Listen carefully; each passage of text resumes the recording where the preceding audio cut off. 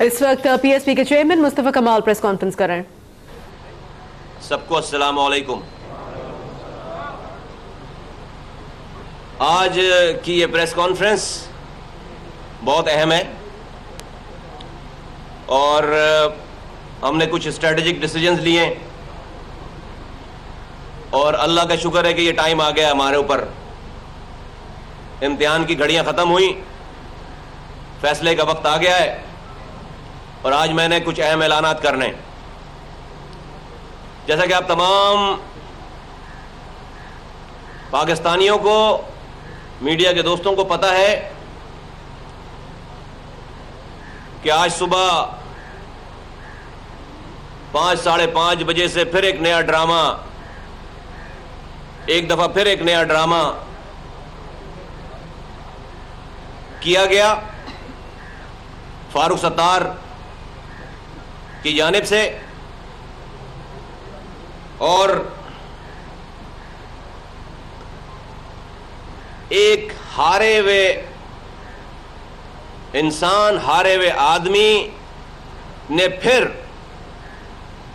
کچھ تنکوں کا سہارا لے کر اپنے آپ کو ڈوبنے سے بچانے کی ناکام کوشش کی ہے.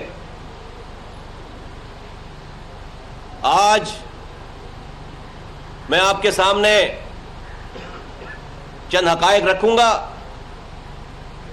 فیصلہ پاکستان کے عوام، بالخصوص بالعموم کراچی کے لوگ، تمام زبانیں بولنے والے، آپ میڈیا حضرات، دانشور، بزنس کمیونٹی، اور بالخصوص یہ جو چیمپئن بنتے ہیں مہاجروں کے، میں بالخصوص آج اپنی مہاجر کمیونٹی کو بھی میں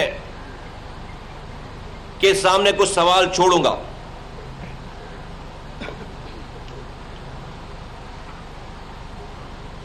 الزام لگایا گیا ایک دفعہ پھر کہ پی ایس پی میں لوگ زبردستی آ رہے ہیں. ہم نے لوگوں کو کالز کی ہیں. پچھلے 3 ماہ سے، 2.5 سے 3 ماہ سے جو ڈرامہ چل رہا ہے اس ایم کیو میں، آپ تمام لوگ گواہ ہیں کہ ہم نے اس کے اوپر لفظ نہیں بولا. ہم چاہتے تو ان کے پرخچے اڑا دیتے ان کی بدکاریوں کے اوپر جو یہ کر رہے تھے ایک دوسرے کے خلاف، جس طرح سے یہ ایکسپوز ہو رہے تھے. ہم نے بیچ میں جملہ نہیں بولا، لفظ نہیں بولا، لیکن اپنی ساری بار بار ہماری ریسٹرین کی پالیسی کے باوجود، صبر کی پالیسی کے باوجود، بار بار اس قوم سے جھوٹ بولتا ہے یہ آدمی. بار بار یہ جھوٹ بولتے ہیں، بار بار الزام لگاتے ہیں. میں اس قوم کے سامنے رکھنا چاہتا ہوں کہ کیا پی ایس پی والوں نے ان کے درمیان لڑائی کروائی ہے؟ کیا پی ایس پی والوں نے یہ جو جوتوں میں دال بٹ رہی ہے، کیا پی ایس پی والوں نے ان کے خلاف پچھلے 2.5 مہینوں میں جو یہ 200 پریس کانفرنسز کر چکے ایک دوسرے کے خلاف، وہ پی ایس پی والوں نے کروائی ہے؟ یہ فاروق ستار بیٹھ کر اپنے میئر کو کہتا ہے کہ 6 ارب روپے اس نے غبن کر لیے، حساب نہیں دیتا، ٹی وی پہ بیٹھ کر. یہ پی ایس پی نے کروائی ہے. فاروق ستار بیٹھ کر کہتے ہیں، نام لے کر کہتے ہیں ان کے رہنماؤں کے، کہ عامر خان کو ٹھیکے دیے ہوئے میئر نے. یہ پی ایس پی نے کہلوایا اس سے. خالد مقبول نام لے کر فاروق ستار کو آواز لگا کر اپنی 34ویں یوم تاسیس پہ جلسے میں کیمرے کے آگے کہتے ہیں، فاروق ستار اب ماں و بہنوں کی طرف غلط نظر اٹھا کر دیکھنے والے کی آنکھیں نکال لیں گے. میں نے کہلوایا یہ